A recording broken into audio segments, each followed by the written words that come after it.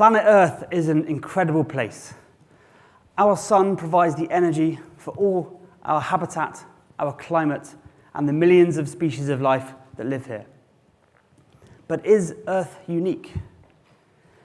For thousands of years, mankind has wondered, given the vastness of space, could there be other Earths out there that could be home to intelligent life? As an astronomer, this question has always fascinated me. As a child, I would often lay awake late at night in my bed, wondering, given how vast the universe is, could there be other forms of life led in their beds, wondering the very same thing?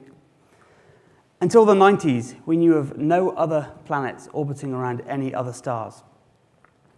Today, I'd like to share with you what we now know about distant Earths, how many we think are out there, how many may have the conditions for life, and why I'm confident that they're definitely out there somewhere, even if they never cool. Our incredible solar system is home to 8 planets.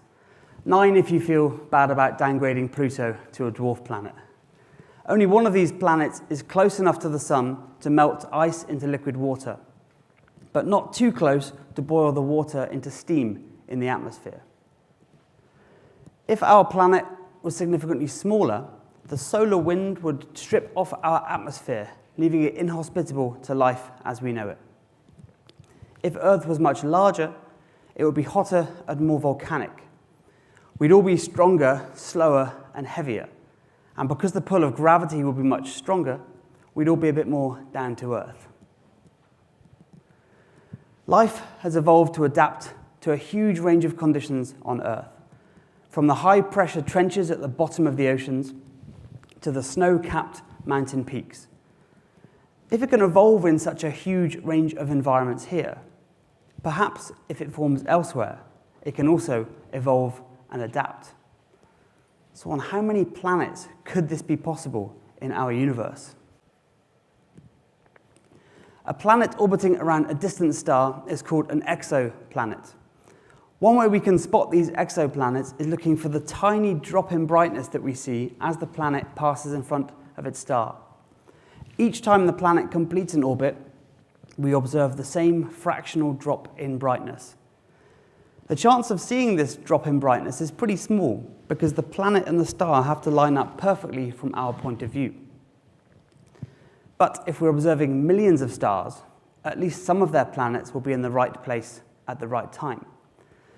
For a distant alien looking back towards our sun, the chance they would see either the Earth, Mars, or Venus passing in front of our star is about 1%, which means the chances we have of observing a similar planetary system around a distant star is about the same, about 1%. NASA's Kepler satellite spent almost 10 years observing the same patch of sky, looking for these tiny variations in the brightness. Kepler was retired last year on the 388th anniversary of Johannes Kepler's death, and had discovered over 2,500 exoplanets. These planets could be smaller than Earth, all the way up to larger than Jupiter. But what's even more amazing than the planets it discovered is all the planets that it missed. If we apply this idea of the lucky alignment of the planet and its star to all of the data on the discovered exoplanets so far, we see that in our part of the Milky Way, there are about the same number of planets as there are stars.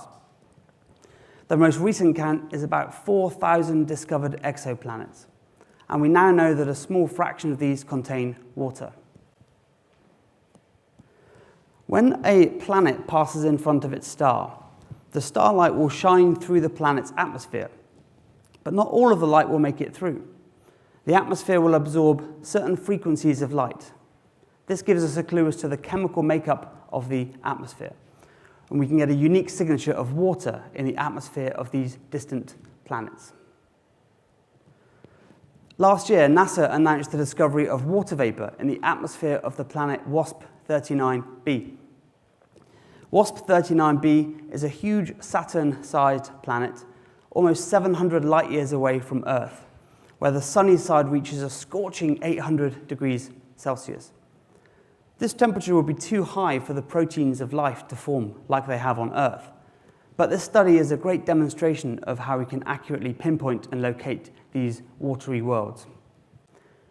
Last month, a team from Canada and a group from London shared their findings when they used the Hubble Space Telescope to observe an exoplanet with the catchy name K2-18b pass in front of its home star every 33 days.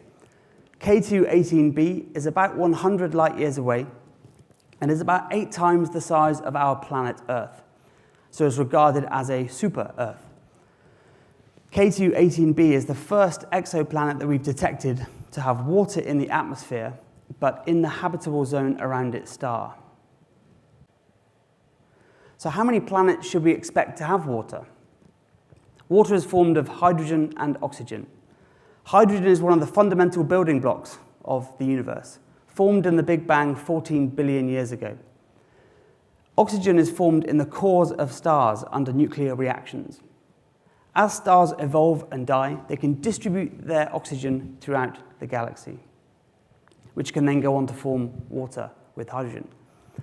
Studies show that the majority of oxygen in our galaxy is in the form of either water or carbon monoxide.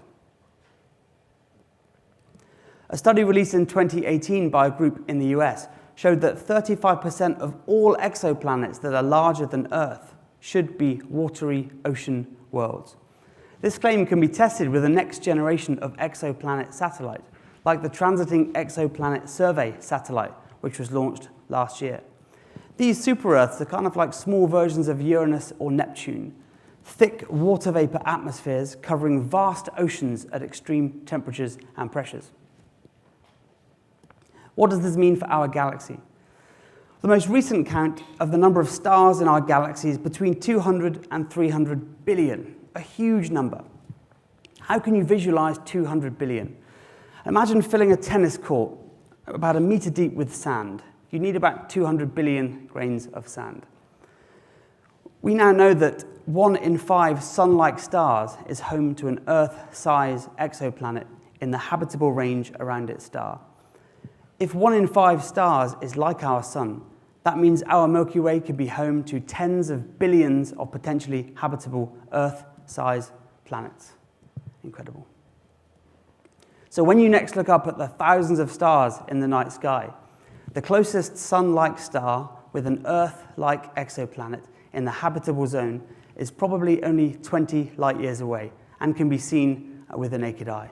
I find that incredible. But what does this mean when we go even bigger? Our universe is full of beautiful galaxies. This image is the Hubble Ultra Deep Field, a combination of about 10 years' worth of data taken on a patch of space the same size as a pinhead held at arm's length. This image, released last year, contains over 15,000 galaxies. If each of these galaxies, on average, has a similar composition to our Milky Way, that means that in our part of the universe, there could be upwards of 10,000 billion potentially habitable Earth-sized planets. Incredible. And the real number is likely to be 10 times larger, because these are only the ones that can be seen with the Hubble Space Telescope. 10,000 billion is a huge number. If you filled the entire UK with several meters worth of sand, you need about that many grains of sand. So it's an exciting time to be alive. All of the data in the studies I've mentioned today is publicly available, free to download online, with tools to visualize and process the data. Astronomy is now a very data-rich science. There is always more data than there are scientists available to process it. One of the things I try to do as a teacher is to encourage students to enjoy physics and astronomy, to download the data themselves and try and play with it, try and solve some of these unanswered questions in this very exciting field.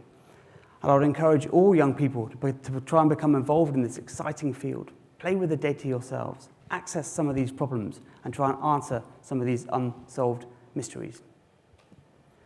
So to summarize, we have now discovered over 4,000 exoplanets in our part of the Milky Way. We think about 10% of stars in our Milky Way galaxy could be home to an Earth-type planet in the habitable range that could have liquid water. Could there be life on any one of these planets? Well, I think we are tantalizingly close to answering that question. But if I had to bet on it, I'd use the words of Benjamin Franklin and say it's more certain than death and taxes. Thank you.